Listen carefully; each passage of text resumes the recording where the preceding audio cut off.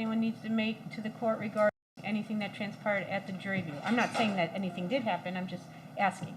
Yeah, the only thing I would note is that previously we had indicated, or that the instructions asked the jurors to walk up the driveway between 1374 and 1370 Gilchrist.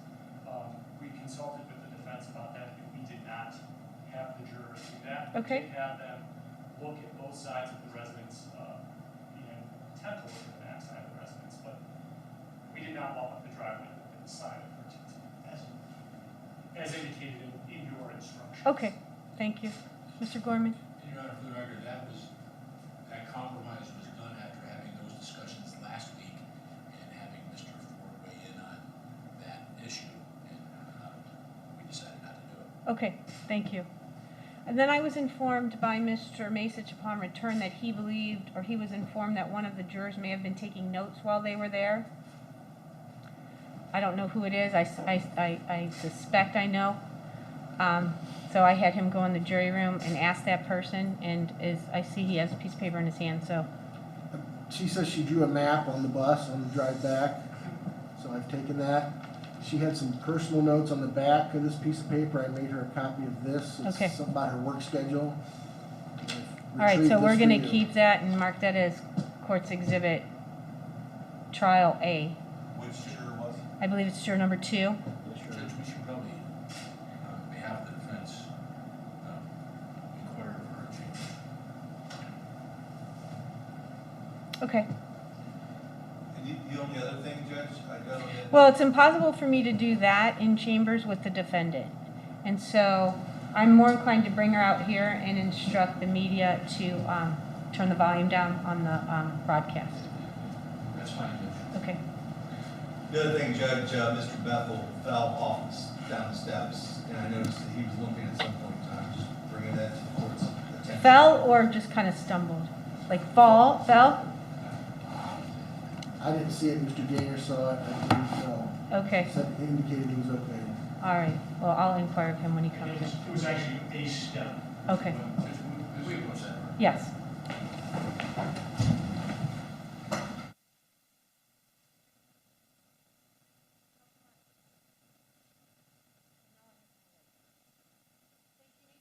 All right, welcome back, everyone. So for jurors 16, 17, and 18, and jurors 1 through 6, we're having a technology issue on the monitors in front of you. They're assuring you that they'll be fixed either today or tomorrow. So I've turned my camera so you can see there. The jurors in the back, yours are working. So the 5 alternates in the back there, if you'll for today's just move over, because I don't think juror number 18 is going to be able to see the screen unless, so if you just, in the back row, we'll just scoot down just a hair. Perfect. And then I think you'll be able to see that big monitor better. Okay? All right. Thank you. All right, ladies and gentlemen, welcome back. Counsel will now give opening statements. Opening statements are not evidence. Opening statements are simply a statement of each party of what they believe the evidence will prove. Opening statements should not be considered by you during your deliberations. You will see on your seat, you have a pad of yellow paper. That is what you will use to take your notes if you choose to. Remember the instructions I gave you about note taking. You can, you don't have to, it's up to you. But you'll leave it at every break upside down on your seat. You'll leave it at the end of each day upside down in your seat. We will collect those in numerical order, and they'll be returned to your seats the following morning. All right, and with that, Mr. DeAngelo, you may proceed. Thank you very much, Your Honor.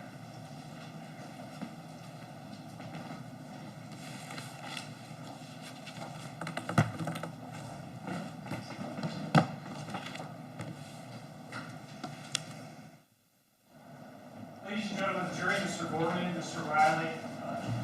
Good morning. I guess it's still morning now. Before I begin with my opening statement, I do want to take a quick minute to thank you all very much.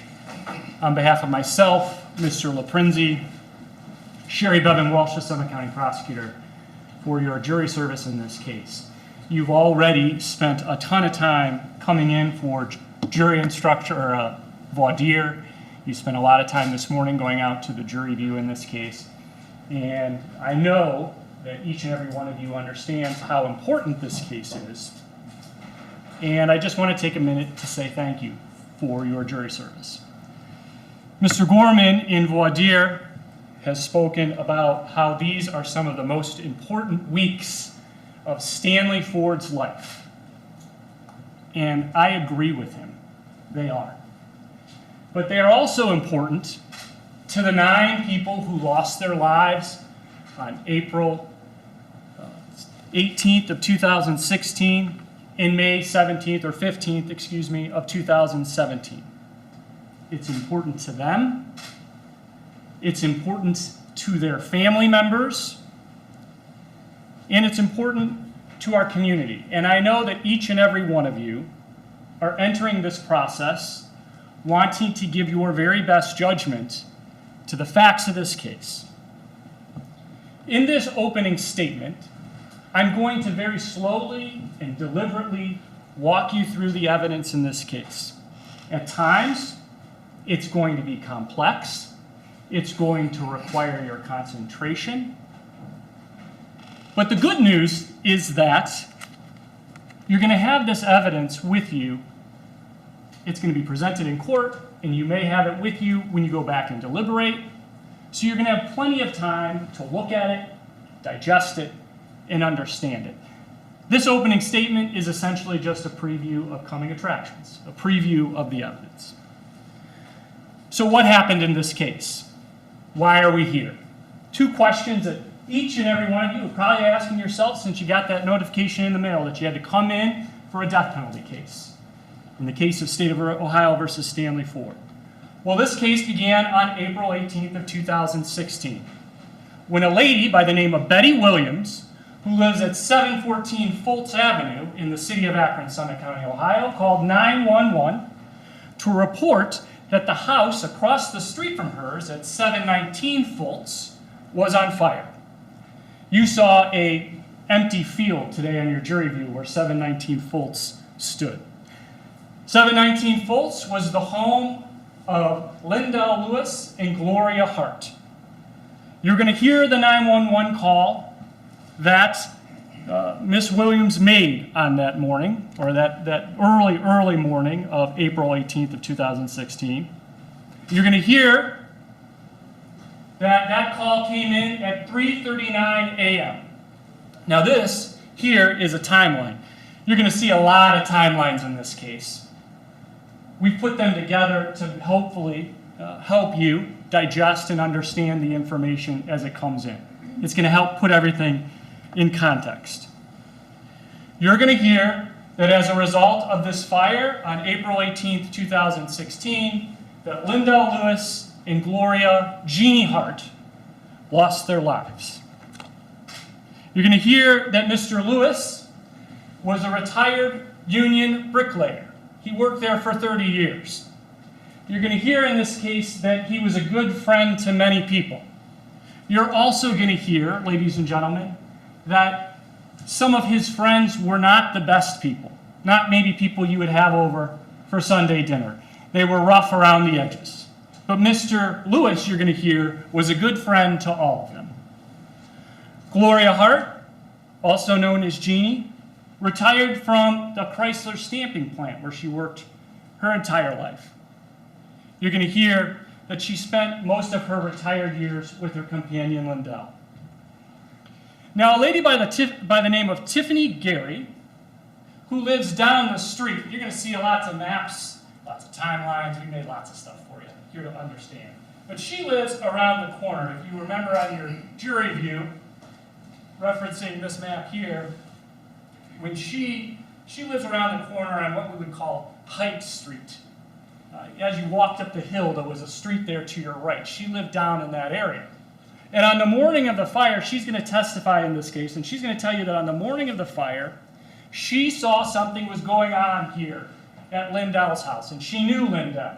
So she ran up the street. She's going to tell you that when she arrived, she saw Lindell Lewis hanging out of this window here that I have circled in this photograph. And he was yelling out of the window because the house was on fire, it was burning. And you're going to hear Tiffany Gary's going to tell you that he was yelling, "I can't get out. I can't get out." You're going to hear a man by the name of Thomas Hughley also lived at 719 Fultz with Gloria and Lindell. Now, he escaped that morning on April 18th of 2016. He has since passed away. He died in December of 2020. But he did testify in a prior hearing. And you're going to hear that testimony. You're going to hear, through Mr. Hughley's testimony, that once he escaped, he heard Gloria also yelling from a window, "I can't get out." She was screaming, begging for help. Firefighters from the Akron Fire Department responded to the scene. They did their very best to extinguish this fire. And they began an investigation. They called in officials from the Ohio State Fire Marshal's office. And an investigator by the name of Brian Peterman will testify in this case. And he will tell you that he immediately became suspicious of the fire here at 719 Fultz because it started, based on his expertise and knowledge, on the outside of the porch area and worked its way up the side of 719 Fultz. Mr. Peterman will tell you that he and other investigators used a canine that specializes in sniffing for accelerants, and that canine alerted in these areas where the placards are noted, 1 and 2. The canine alerted there. In addition, Investigator Peterman, Detective Tanisha Stewart from the Akron Police Department, and other investigators from the Akron Fire Department learned that Lindell Lewis had placed a camera on the outside of his residence at 719 Fultz. Here's a photograph I put up on the screen. It's showing the cameras. If you'll see here, they're up in the corner. And this camera view right here is shown in this photo right here that I'm showing you, Channel 4. This is 719 Fultz. This is Fultz Street here as I'm pointing to it. And right here is the address of 1370 Hillcrest. Okay, so Hillcrest is running right there. I think you can see a little bit of it in that photograph. In addition, investigators learned, now that video system, I'm going to take a step back, that video system was collected by the Ohio State Fire Marshal and the other investigators. They sent it down to the crime lab at the Ohio State Fire Marshal's office. In addition, investigators learned that Betty and Chester Williams, remember Betty Williams is the 911 caller, her and a man by the name of Chester Williams, her husband, they also had video cameras on their house, which you saw today on your jury view. You stood on their front porch, and you not only saw those cameras, but you were also able to see the view that one of those cameras is going to have from the corner of the porch. So as I stand here and point to this photograph right here, this camera view is that camera you saw in the corner of the porch. And as you can look out, there, right there is 719 Fultz. Today, that's a field. Right there is the address of 1370 Hillcrest. Okay, just so you have some context of what you're looking at. These cameras right here that I'm showing on this slide are the back cameras that were pointed out to you today on the jury view. This address right here is 1374 Hillcrest, which was also pointed out to you on the jury view. Looking at the map, that's 1374 Hillcrest there, and the back cameras catch them.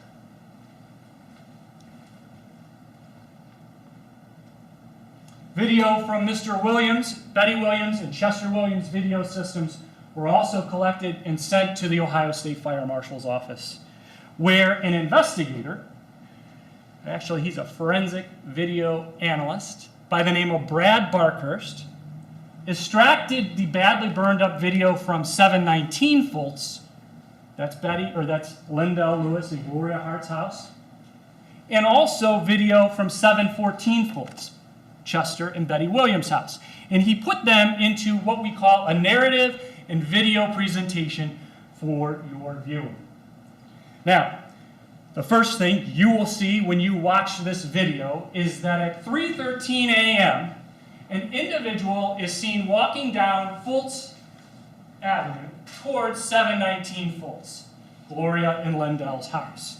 Now remember, that 911 call was at 3:39 a.m. This are the slides that you're going to see, that you will see when you watch the video. Now when Mr. Barkhurst testifies from the Ohio State Fire Marshal's office, he's going to testify as to a slideshow presentation that we call the narrative report. Then you're also going to see the video itself. These, in my PowerPoint, are just slides from the narrative presentation. When you watch the video, it's going to become very apparent that someone is walking down the street. He will highlight for you, and you will be able to see someone approaching 719 Fultz. This video is grainy. It's hard to see. You're going to have to pay attention. It's going to require your concentration. But when you watch it, you will very clearly see someone approaching 719 Fultz. When you look at the video from Lindell Lewis and Gloria Hart's cameras at 719 Fultz, you will see a man, an individual.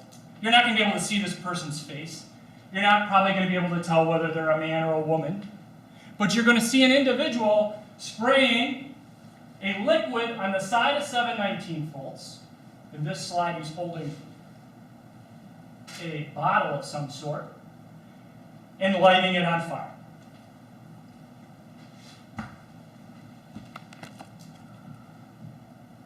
As I indicated, you will not be able to see this person's face, but you will clearly see someone attempt to light 719 on fire.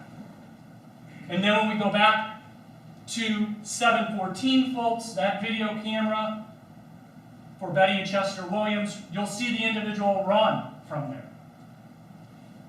So he's running from the fire that you can sort of see starting there at Gloria and Lindell's house. Now this all happens at 3:15 a.m. Remember, 911 calls at 3:39 a.m. We're calling this the first attempt because as you watch the video, you will see that he was not successful in setting this house on fire during the first attempt. As you watch the video, you will see that there are 3 separate and distinct attempts to light 719 Fultz on fire. Now, the second attempt, that begins at 3:25 a.m. And, as I will show you in this presentation, and you will see in this video, an individual you will see walking on Fultz Avenue toward Lindell and Gloria's house at 719 Fultz. You're also going to see at this point a vehicle turn down Fultz Avenue and stop. Now, ladies and gentlemen, we don't know, you're going to see the lights turn out too, whether this vehicle is involved in this case. We don't know what type of vehicle it is. We don't know who was driving that vehicle. We don't even know if they were involved. I will tell you that if evidence comes to light that they are involved, we will prosecute them. We just don't have that information at this time. But in that second sequence, you will clearly see a vehicle pull down Fultz, stop, and its lights will turn out. And you're also going to see, number 2, as noted here, is an individual walking down Fultz, once again to the side of 719 Fultz. So there is the person right there, and this is the vehicle. Here, the vehicle's lights have turned out. The individual is already on the side of 719 Fultz.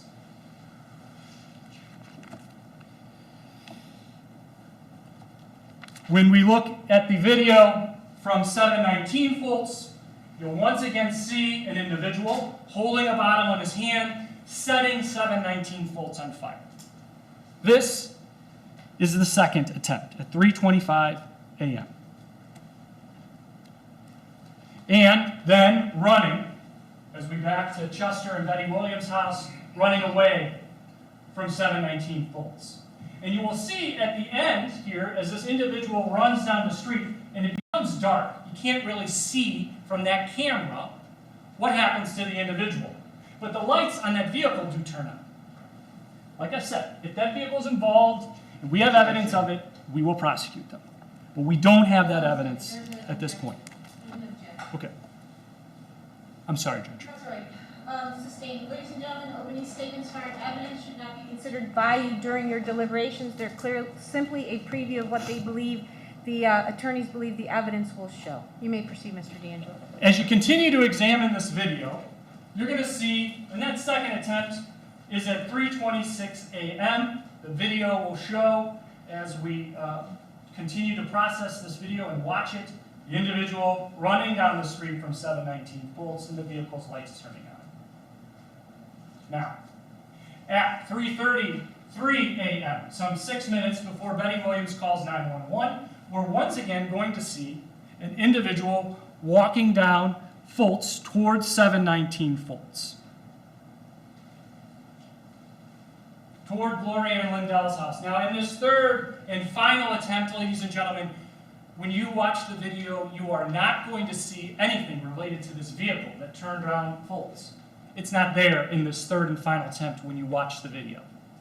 What you will see is very clear from even Betty and Chester Williams' video, an individual approaching 719 Fultz. And when we watch the video from Lindell Lewis and Gloria Hart's house at 719 Fultz, you will see a man, or an individual, in the corner of the porch, right where Investigator Peterman suspected that the fire began, right where you will hear the canine alerted to.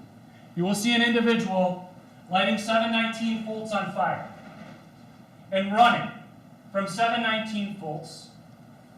This time, you will clearly see that individual running behind 1370 Hillcrest.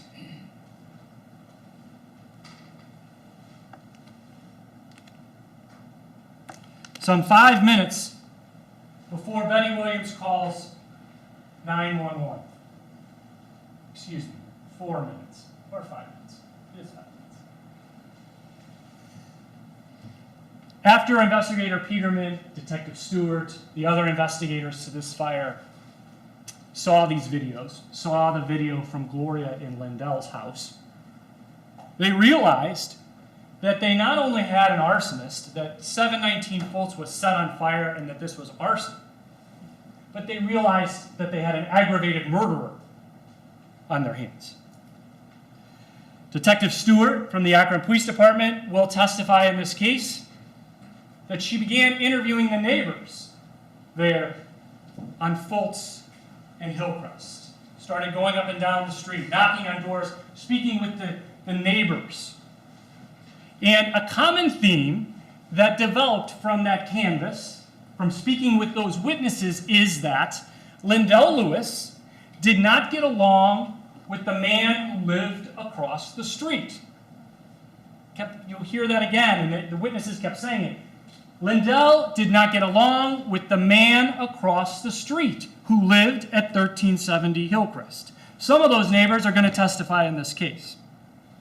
And remember, ladies and gentlemen, the person who set 719 Fultz on fire ran behind 1370 Hillcrest. Ladies and gentlemen, Detective Stewart's going to testify, and other detectives will testify in this case, that the man who lived across the street at 1370 Hillcrest was the defendant, Stanley Ford, who lived there with his wife, Zanea, and their 2 young daughters. Tiffany Gary, remember her. She's the one that ran up the street, saw Lindell hanging out of the window. She's going to testify in this case that she knew both Lindell Lewis and the defendant. She's going to testify that at times she would drive down the street and she would see them outside in the street arguing with one another. Miss Gary will tell you that she found this unusual. She knew both of these men were older. And she would go off and get out of her car and yell at them. She's going to testify, she'd yell at them, "Go back in your house, you two are too old for this. Why are you arguing like this? Go home. It's nonsense." That's what she will testify to. Chester Williams, the man who lives at 714 Fultz, he is unavailable to testify in this case, but he has also testified in a prior hearing. You're going to hear his testimony in this case. You will hear that he was friends with Lindell Lewis, who lived at 719 Fultz. He was friends with him. And he also saw Lindell and the defendant arguing on several occasions. A man by the name of Terrence Sibley is going to testify in this case. Terrence was friends with Lindell Lewis, and Terrence was asked by Lindell to put the cameras on the outside of his house at 719 Fultz. That's what Terrence will tell you. He will tell you that he was directed by Lindell to place those cameras facing 1370 Hillcrest. Mr. Sibley will also tell you that while he was installing those cameras, that the defendant came out of his house and started yelling at him and at Lindell. Beverly Ewing, Rebecca Wright, other neighbors will testify in this case that they spoke with the defendant often, and he would often complain to them about the neighbors, or Lindell and Gloria, but also the people that they had hanging around the house. If you remember, Mr. Lewis had a lot of rowdy friends, a lot of people that were rough around the edges. And you're going to hear that they had loud parties. And the defendant did not like that. He will tell them that. In particular, Rebecca Wright, this is a slide of the house on fire. That's a picture of Stanley Ford's house. But Rebecca Wright will tell you, when she testifies, that the defendant did not like Thomas Hughley. Remember, he's the guy who escaped from the basement. He had a lot of conflicts with Thomas Hughley. As I indicated, Mr. Hughley is now deceased. You're going to hear his testimony. And in that testimony from a prior hearing, you're going to hear a lot of things about him. He's the definition of rough around the edges. He was an alcoholic. He was at times homeless. You're going to hear from other neighbors that he would come knocking on the door, asking to cut their grass. You're going to hear that Mr. Hughley was accused of breaking or attempting to break into the defendant's house. Mr. Hughley is going to deny that accusation, but he will not deny that Gloria, Lindell, and Mr. Hughley did not get along with the defendant, and they had lots of conflicts. Now, after gathering this information, Detective Stewart, Investigator Polk from the Akron Fire Department, Detective Stewart from the Akron Police Department, Investigator Polk, Ellis Polk, is a retired investigator from the Akron Fire Department. He and Detective Stewart went and spoke with the defendant about this incident. And you're going to hear his testimony and Detective Stewart's testimony. You're going to hear that the defendant told Ellis Polk that Lindell Lewis was a vicious guy. That Lindell Lewis had buddies sitting on his front porch drinking alcohol. That Lindell Lewis had prostitutes working out of the house. The defendant told Detective Stewart that the people across the street were bad people. They stole everything. They were bothersome to everybody. They had prostitutes in and out all night and were dealing in homosexuality. That Gloria Jean Hart gets drunk and does drugs. That the people in 719 Fultz were not his friends because of his standards. And one of the guys wanted to see how long his penis was. Finally, the defendant tells Detective Stewart that Tom Hughley tried to break into his mother's house. Now, these are the statements that the defendant made to Ellis Polk and to Detective Stewart. I'm not trying to take them out of context. Ladies and gentlemen, you will hear those statements. I'm just pointing out things he said. Those statements, as you will see, and the evidence will show, confirm what the neighbors will tell you, that there is an animosity between the defendant and Gloria Hart and Lindell Lewis. Now, at this point in the investigation, Detective Stewart's going to testify that she just didn't feel like she had enough to arrest anyone for this fire. she certainly suspected the defendant. She'll testify that clearly the person who starts the fire runs behind his house. She will testify that clearly she heard that the defendant and Lindell Lewis and Gloria Hart did not get along. But she just didn't feel like she had enough to make an arrest. There were a lot of rough characters hanging out there at 719 Fultz. The defendant himself said that he did not get along with Gloria and Lindell. You're going to hear about some of those suspects. Detective Stewart determined at that point in time, though, she did not have enough to arrest anyone, and the case remained open. She kept following the evidence. She didn't get tunnel vision. She didn't make any rash judgments. She kept following the evidence. I've said that twice now. I'm going to say it again. That's what Detective Stewart did, and that's what you all are having to do as jurors in this case. Now, the case remained open, and that all changed in a big way on May 15th of 2017. And why is that? Because at 2:46 a.m. on May 15th of 2017, Zenaida Ford, the defendant's wife, calls 911 to report that a house down the street from hers at 693 Fultz was on fire and it was burning. You saw that house today on your jury view. You're going to hear that the Akron Fire Department responded. They did their best to put the fire out. But the results were unimaginably worse. You're going to hear, ladies and gentlemen, that this time 7 people died, including 4 people under the age of 13 years of age, and another person, Jared Boggs, who was 14. 5 children, 4 under the age of 13, all perished in this fire, including Angela Boggs and Dennis Huggins. Angela Boggs, Dennis Huggins, Jared Boggs, Daisia Huggins, Kyle Huggins, Alivia Huggins, Cameron Huggins, and their family dog all died on May 15th, 2017 as a result of this fire.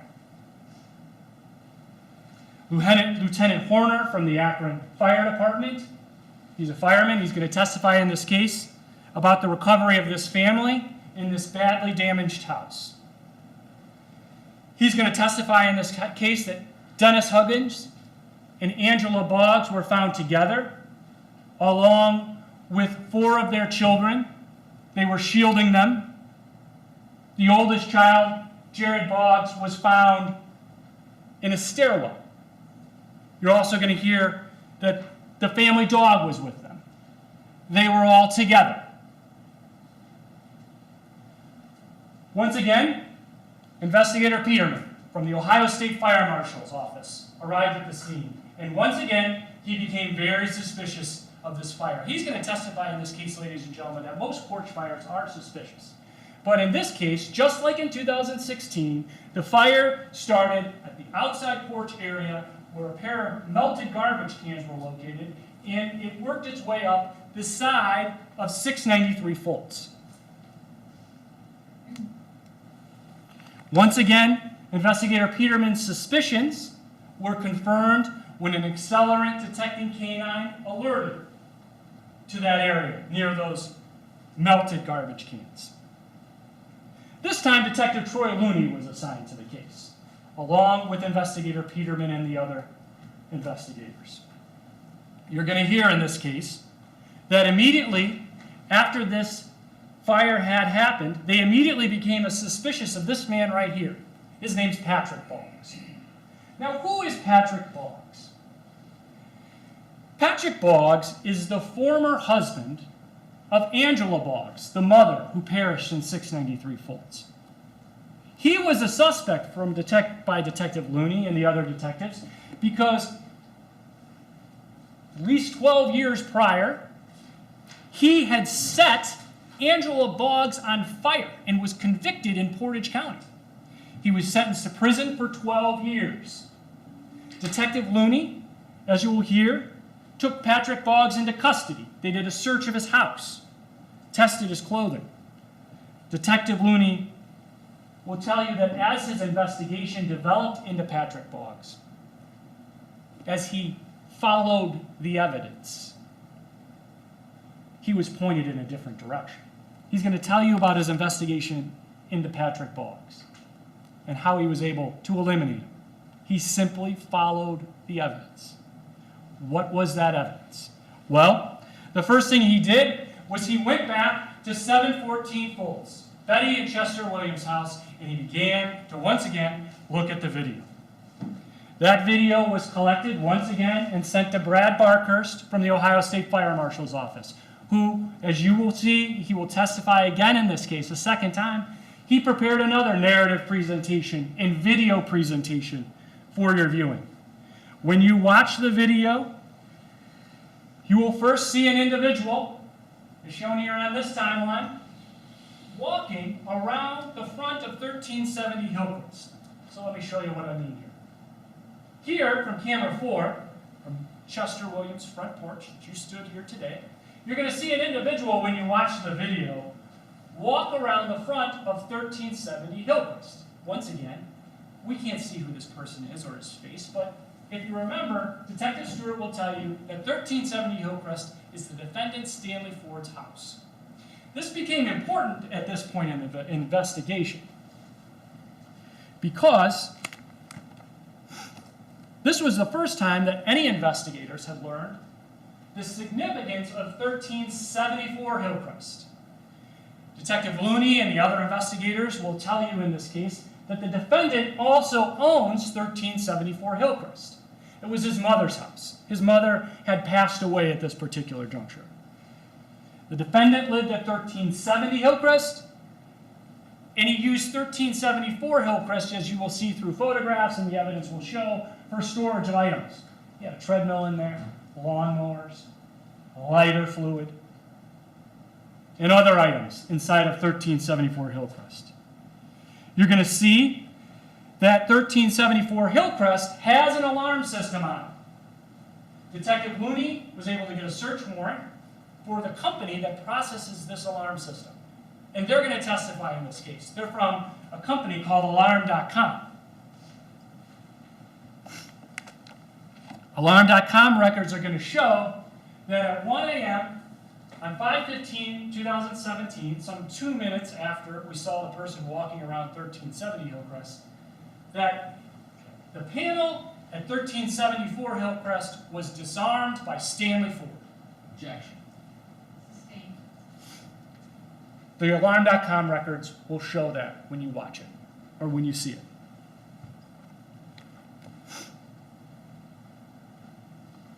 In watching the video, you will see, and here we have on our timeline, that the Alarm.com records show it was disarmed by Stanley Ford at 1 a.m. At 1:36 a.m., when you watch the video, you're going to see an individual walking on Hillcrest towards Russell Avenue. You walked down down Hillcrest towards Russell Avenue today at your jury view. This is footage from the back of Chester Williams' camera. And like I said, these are just still images. When you watch the video itself, it's going to be very clear that you're going to see someone walking down Hillcrest towards Russell.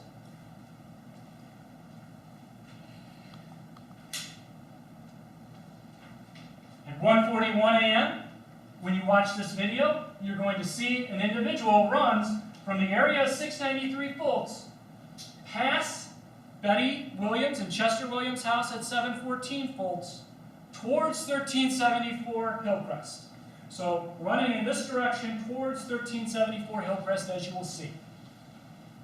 Here's that footage from Betty and Chester Williams' front porch. Running past there towards 1374 Hillcrest.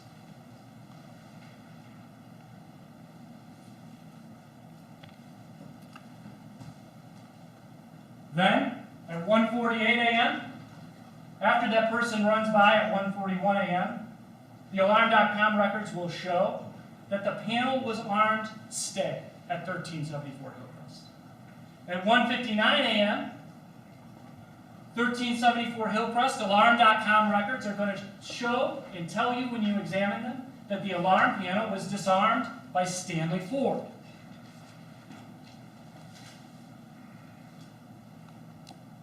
Then, at 2:12 a.m., you will see an individual, when you watch this video, walk from 1374 Hillcrest past 714 Hillcrest, this time in the direction of 693 Fultz. As he continues to go in that direction, down the street. It's another map that we have prepared for you. Shows it a little bit better. When you see it, I know not everybody can see it here. But down here, 693 Fultz, 714 Fultz, 1370 Hillcrest, 1374 Hillcrest. So in this juncture, at 2:12 a.m., you're going to see someone walk in this direction towards 693 Fultz. Here are the slides from Betty and Chester Williams cameras. Now, at 2:14 a.m., you will see an individual running by 714 Fultz from the area of 693 Fultz once again towards 1374 Hillcrest. Here's that footage. At 2:21 a.m., the alarm.com records will tell you that the alarm was marked stay. At 2:27 a.m., the alarm.com records are going to tell you that the panel was disarmed by Stanley Ford.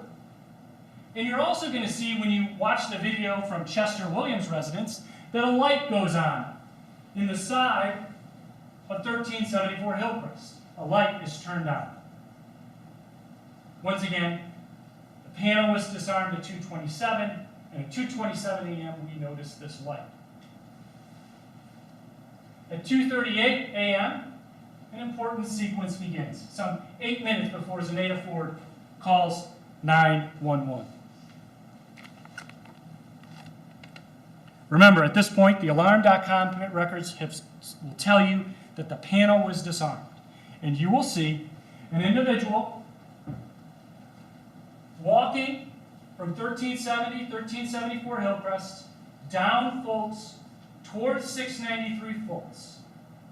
And at 1 minute later, at 2:39 a.m., you will see a flash of light that becomes apparent in the porch of 714 Fultz. When you watch the video, you'll notice this light get brighter. And 1 minute later, at 2:40 a.m., you will see an individual run from 693 Fultz past 714 Fultz toward the area of 1374 Hillcrest once again. And this time, because the neighborhood is lighter, Chester Williams' back cameras are going to pick up several vehicles that are parked in the driveway. And you're going to see this individual walk, as this is the person running by 714 Fultz. And as he gets to the driveway of 1374 Hillcrest, 1370 Hillcrest is right here, you're going to see this individual darken one of the taillights of the vehicle in the driveway. Now, Mr. Barkhurst is going to testify in this case, ladies and gentlemen, that these vehicles are not on, that this is just the infrared nature of the camera that picks up the taillights. But you're clearly going to see a person darken that taillight, and you can see the figure there, and enter 1374 Hillcrest. In the meantime, you're going to see the light on the front porch is starting to get lighter. This is at 2:42 a.m., some 4 minutes before Zenaida Ford calls 911.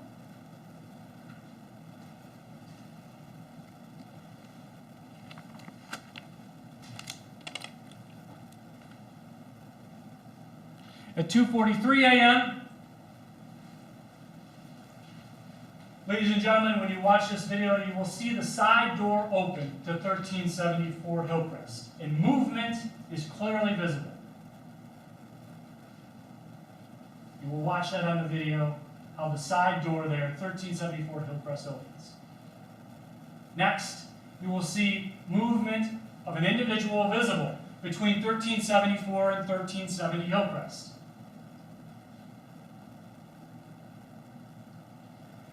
The Alarm.com records come back into play at this point. And at 2:43 a.m., they will tell you that the alarm system at 1374 Hillcrest was armed stay. Next, when you watch the video from Chester Williams' front porch, you will see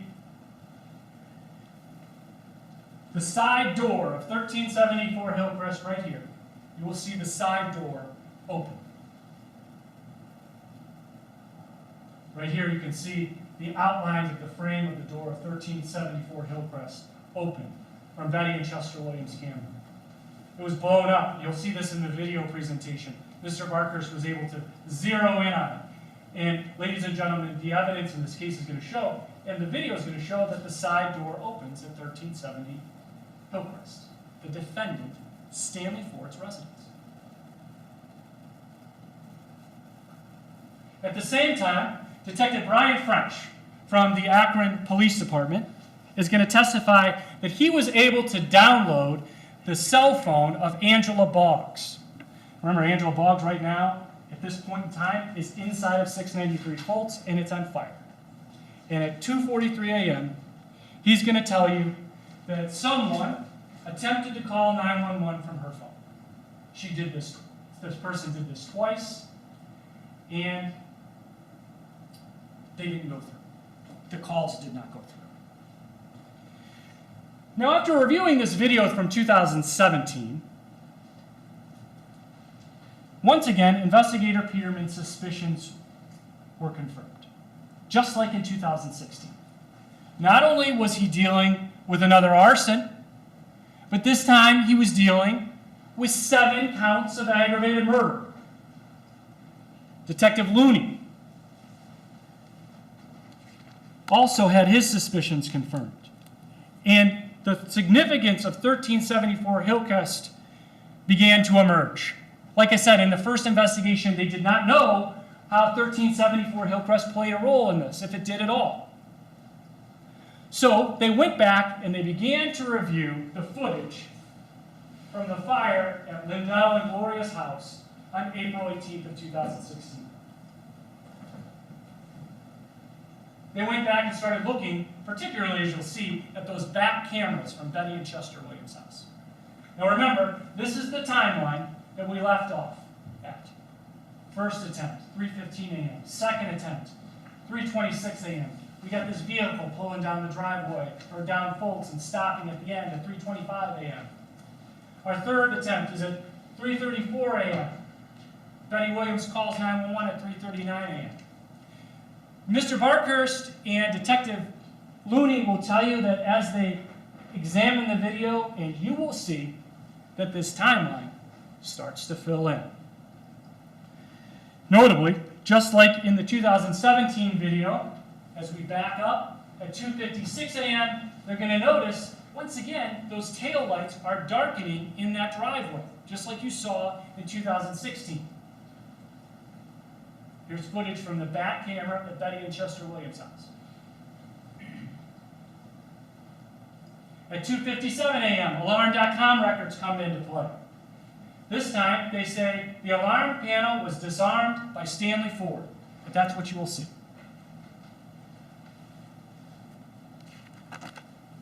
At 3:13 a.m., right before the first attempt at 3:15 a.m., once again, when you watch this video, ladies and gentlemen, you will see the taillight darken in the driveway of 1374 Hillcrest.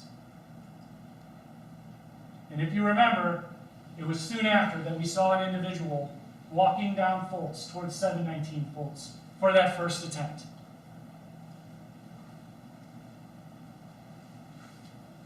At 3:17 a.m., 2 minutes after the first attempt, when you watch the video, you will see that there is movement on the side of 1374 Hillcrest. So as I'm pointing to it over here on the map, you're going to see movement over here on this side, as I point to it, of 1374 Hillcrest. This is the video. Once again, you can't really tell who this person is, but you clearly see movement when you watch that video. At 3:20 a.m., we're going to see a couple of things happen. at 3:20 and 3:21 a.m. When you watch the video from Chester Williams' house, just like in 2017, or excuse me, yes, in 2017, you're going to see the light turn on at 1374 Hillcrest, just like in 2017. You're also going to see, when you saw 1374 Hillcrest today on your jury view, and you will see photographs of it as it was in 2017. But the front door of 1374 Hillcrest is made of glass. The evidence in this case will show that at 3:20 a.m., soon after that light turns off, we will see the front door open to 1374 Hillcrest. Light will reflect off of that glass door. 1 minute later, at 3:21 a.m., once again, a light turns on at 1374 Hillcrest. Now, right before the second attempt, this is the attempt with the vehicle that pulls down the end of Fultz and stops, that we don't know who it is or what their involvement is. You're going to see a tail light once again darken in the driveway of 1374 Hillcrest. Soon after, we're going to see someone walking on Fultz towards 719 Fultz. Tail light darkens, and then it's back. This tail light, remember, it's not on, it's the infrared nature of a tail light. Investigator Barkers, Analyst Barkers will testify about that. At 3:27 a.m., ladies and gentlemen, when you examine this video, once again, you will see movement, just like you did at 3:17 a.m. on the side of 1374 Hillcrest. This is important. It's 1 minute after the second attempt. At 3:28 a.m., you will see when you watch this video, once again, the front door of 1374 Hillcrest appears to open, and you will see light once again reflecting off of that glass door at 1374 Hillcrest. At 3:33 a.m., 1 minute before that third and final attempt that set Lindell Lewis and Gloria Hart's house on fire, you will see a tail light darken again in the driveway of 1374 Hillcrest. Immediately after the fire started, remember that third attempt in 2016, the person at the corner of the porch starts the fire, as you will see in the video, and he runs behind 1370 Hillcrest. You will see when you watch the back camera videos from Betty and Chester Williams' house that a tail light darkens again in the driveway of 1374 Hillcrest.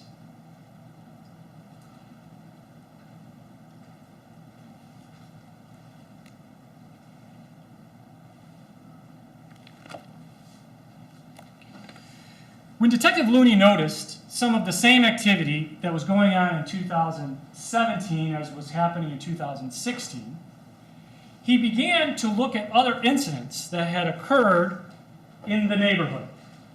He began looking at the Alarm.com records, and he noticed that on January 23rd, 2017, there was a car fire down the street at 723 Russell Avenue. You walked down there and looked at the driveway of 723 Russell Avenue. It was down in this area as I point to it. Up here is Betty and Chester Williams' house. There was 693 Fultz, 719 Fultz. He noticed that there was a car fire there. Back of the car had caught on fire. When Detective Looney examined the Alarm.com records, he noticed that Stanley Ford has disarmed the panel at 1374 Hillcrest Objection. at 2:01 a.m. Hold on a second. I can rephrase that, Judge. Thank you.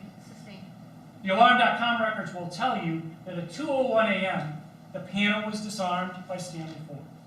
It was armed stay, according to those records, at 2:02 a.m. Now, the investigator, or Detective Looney, went and spoke with the person who lived at 723 Fultz, whose car was caught on fire. That person is by the name of Nija Sames. She's going to testify in this case. She's going to tell you that she owned that car. She was told initially that there was an arson, that someone had set that car on fire by fire department personnel. Miss Sams will tell you that she didn't think anything of it at the time, but after talking to Detective Looney, she remembered that 2 days prior, her son was caught walking through the defendant Stanley Ford's yard. Miss Sams will testify in this case that after that had occurred, she went outside and she saw the defendant yelling at her son for walking through his yard. The defendant said at that time to her son, she will testify to this, that he would body him. He would body him.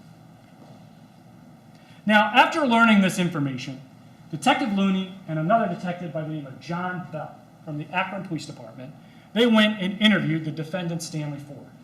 First thing that he tells Detective Looney and Detective John Bell is that he was asleep at the time of the fire at 693 Fultz. He will clearly say repeatedly, once again, I'm not trying to take these statements out of context. You're going to have them to listen to. But he will repeatedly say that he didn't start the fire and that he was asleep.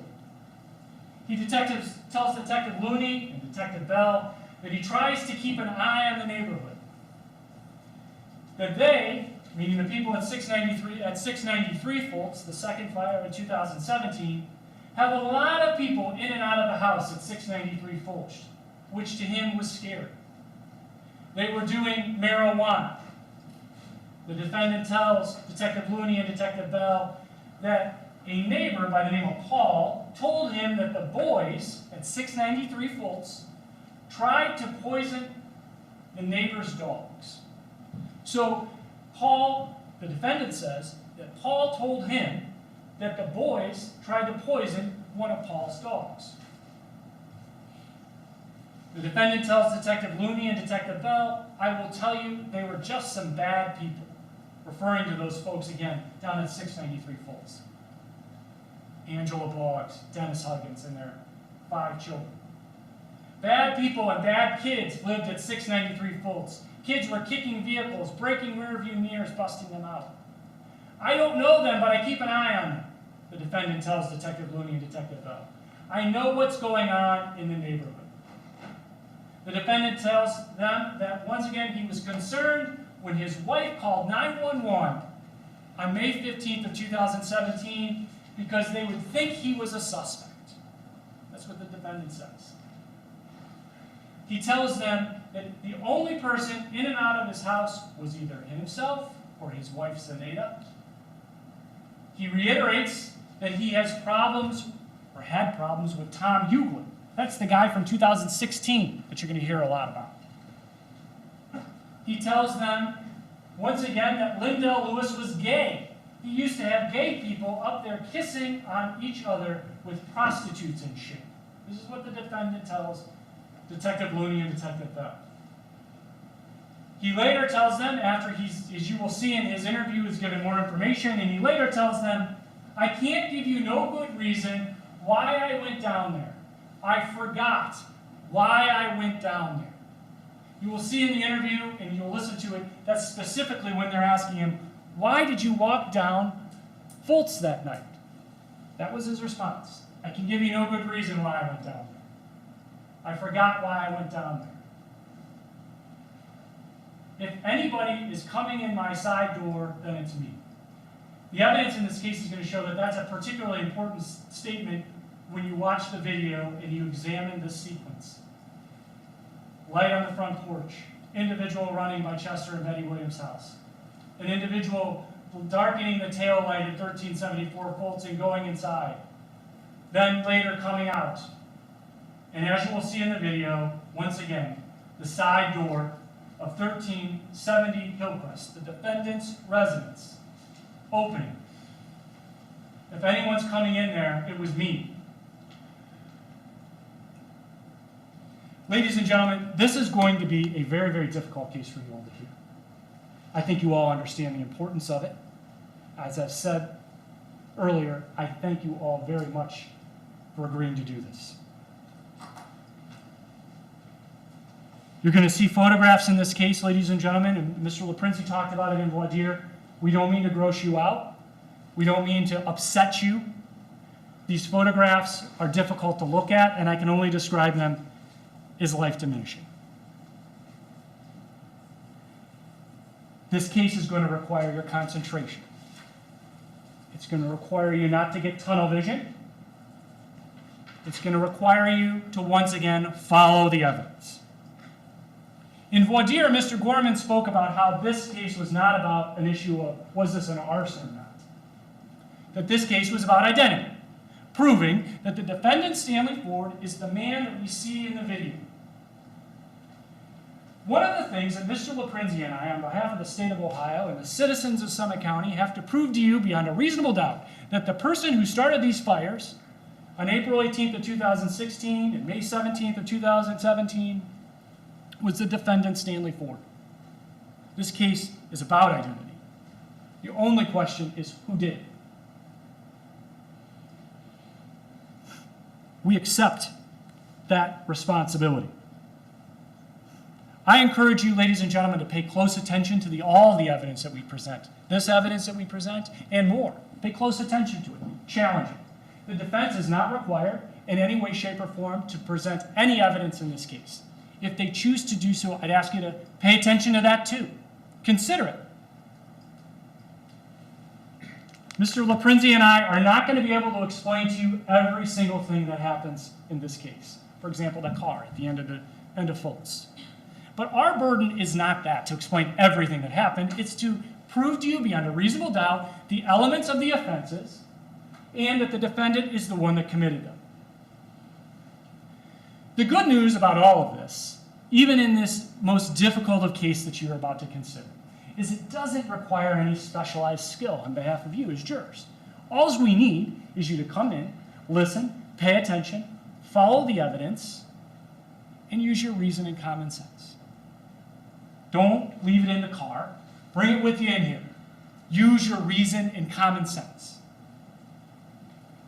To summarize, there are 4 key areas of evidence in this case. First, the defendant's motive will be shown through the evidence in this case through the neighbors, and then later confirmed by him, about his animosity towards his neighbors at 719 Fultz and 693 Fultz and at 723 Russell Avenue.